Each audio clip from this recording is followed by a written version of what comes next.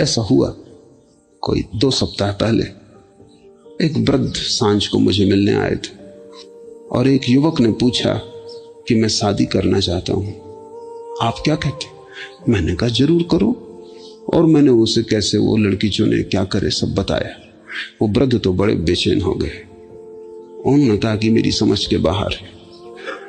संत तो मनुष्यों को वासना से उठाने के लिए, और इस युवक को आप क्यों भटका रहे? इसको सचेत करें कि शादी करना ठीक नहीं। और जब वो पूछने आपसे आया है और निर्णय आप पे छोड़ रहा है, तो आप उसे ऐसी बात क्यों कह रहे हैं? कि वो मुझसे पूछने ही इसलिए आया है क्योंकि अगर वो शादी न करना चाहता तो मुझसे पूछने का कोई सवाल ही ना था।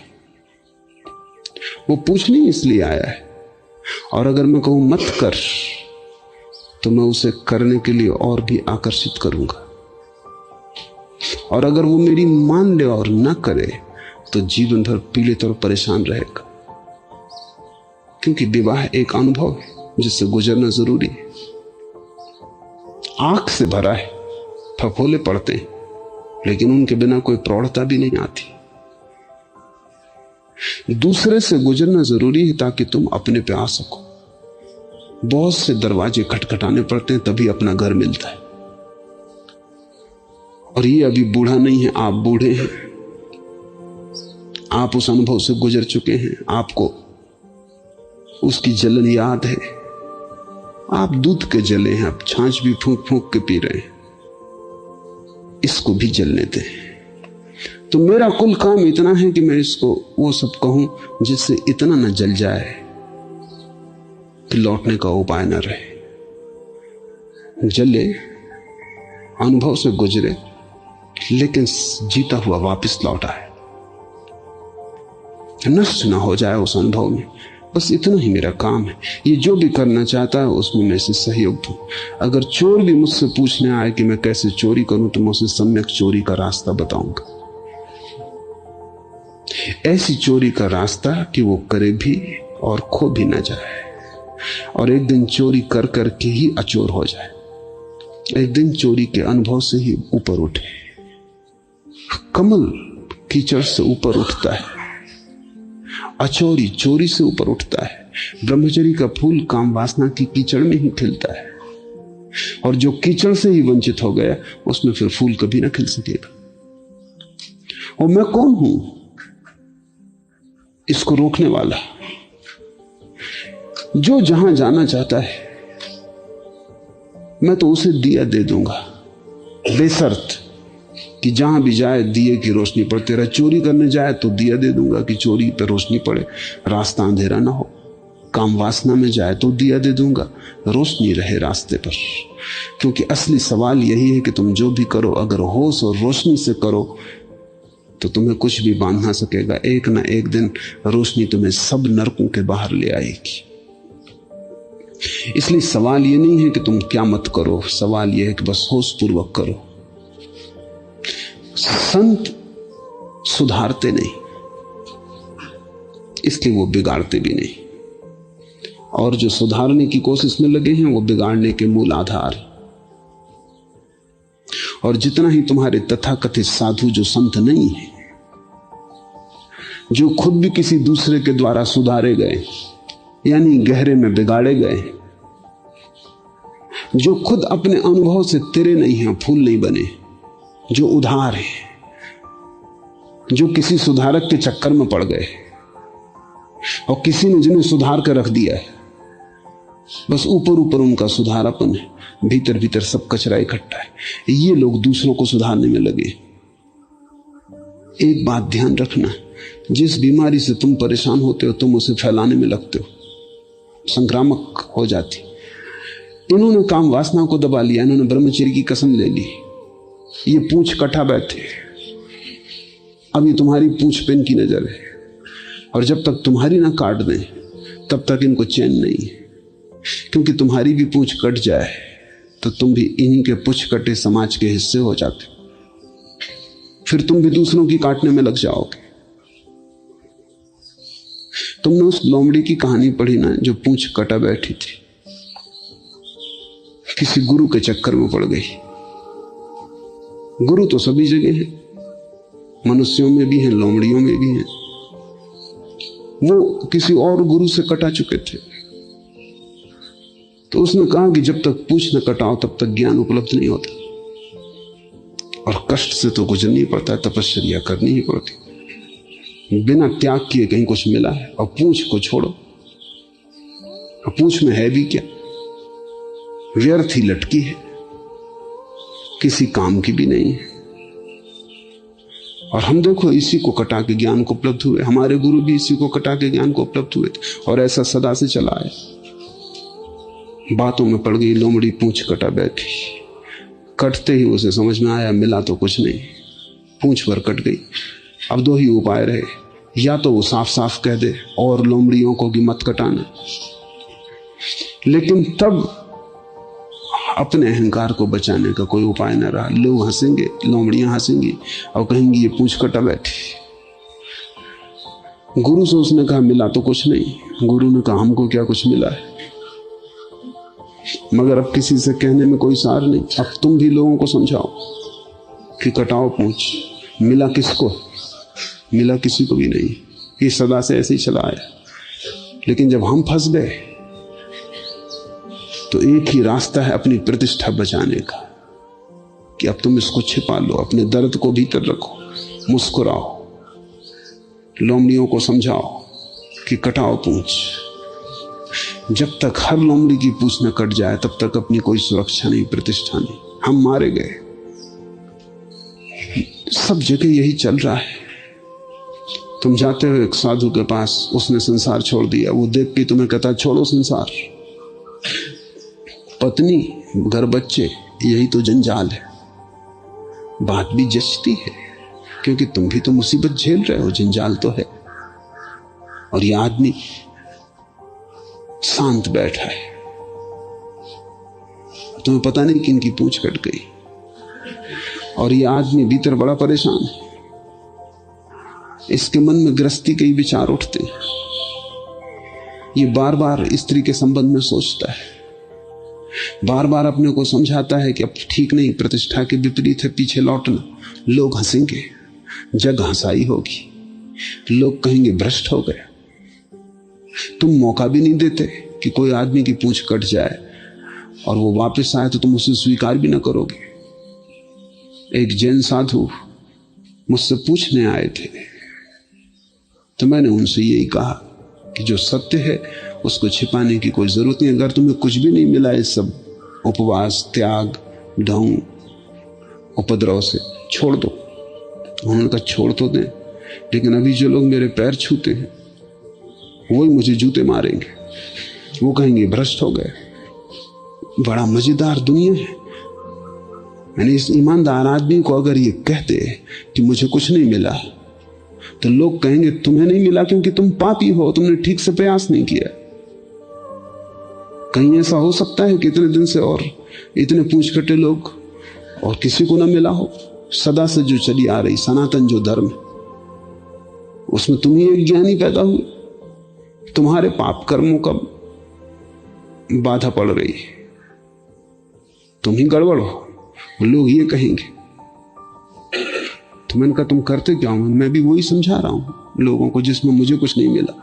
रोज दिन भर समझाता हूं, रात भर से ठोंकता हूं कि क्या मामला हो गया। और ये भी मैं जानता हूं इनको समझा के मैं ज्यादा से ज्यादा यही करवा सकता हूं जो मैंने किया। भीतर डर भी लगता है कि ये पाप भी है, लेकिन मैं पढ़ा लिखा भी नहीं हूं। अगर मैं छोड़ भी दूं, अभी मैं सब तरह की प्रतिष्ठा का पात्र हूं।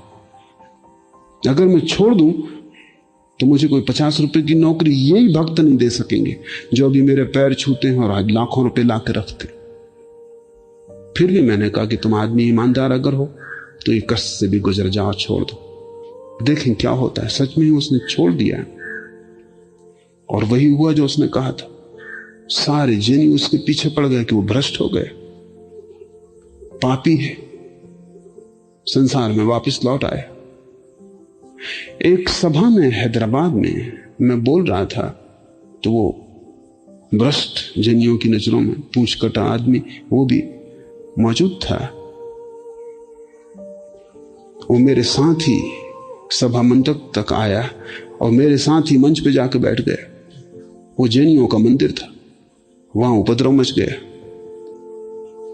वो मेरे वजह से कुछ कह भी नहीं सके, लेकिन खुसर फुसर शुरू हो गई कि यह आदमी मंच पे नहीं होना चाहिए। आखिर मेरे पास एक चिट्ठी आई कि और सब ठीक है, इस आदमी को यहां से हटाइए, ये आदमी भ्रष्ट।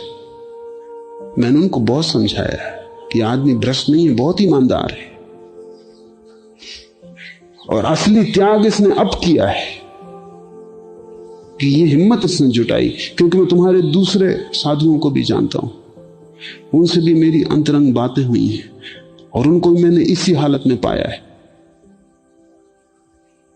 लेकिन ये आदमी ईमानदार है। उन्होंने कहा, हम आप भ्रष्टाचार फैलवा रहे हैं, इसको नीचे उतारो।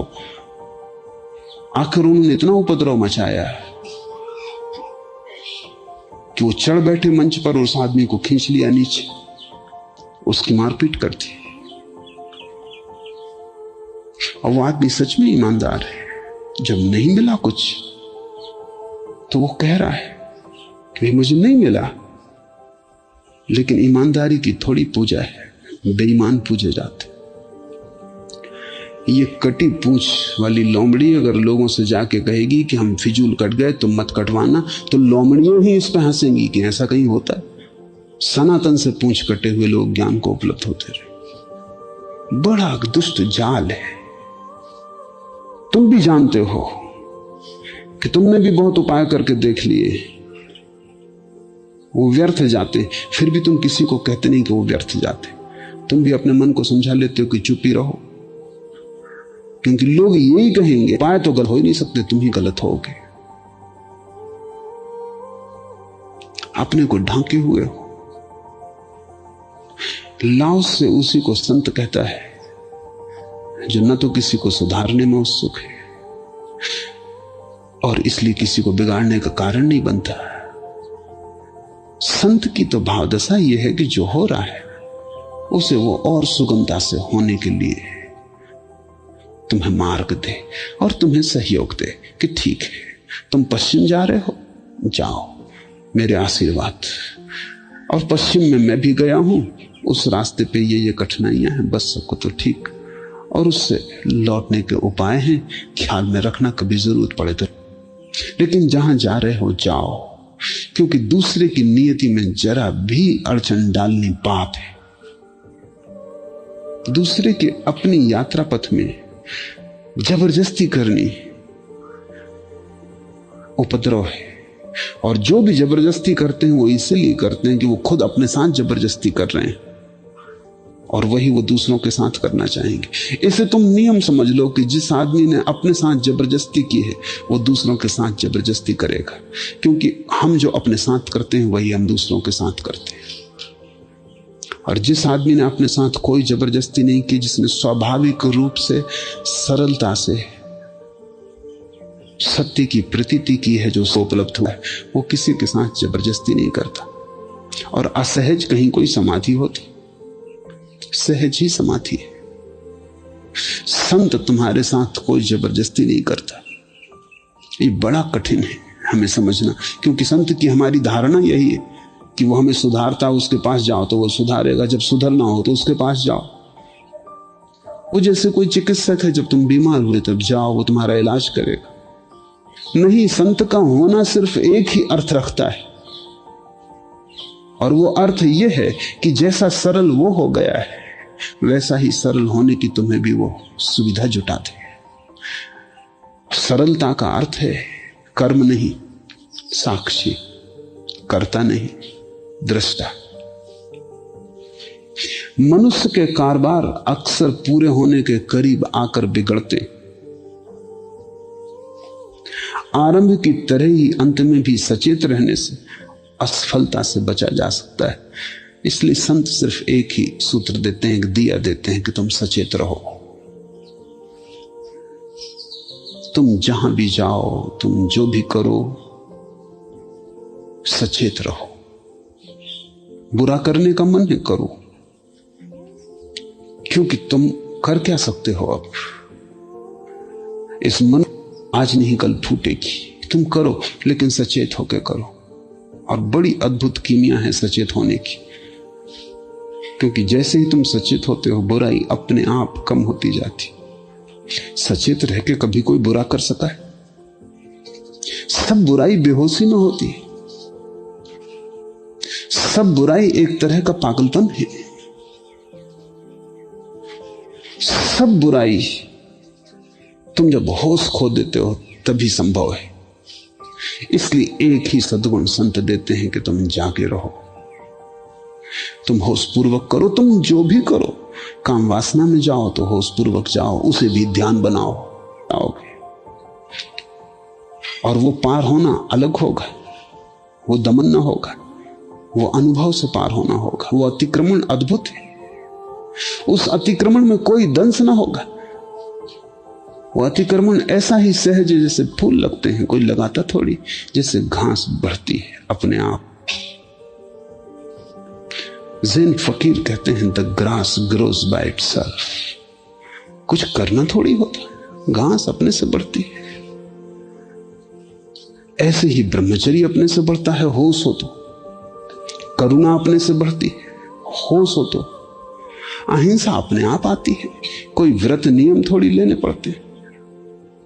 कोई ठोक रहा है, घृणा से भला भर जाए, प्रेम से भरने का यह रास्ता नहीं।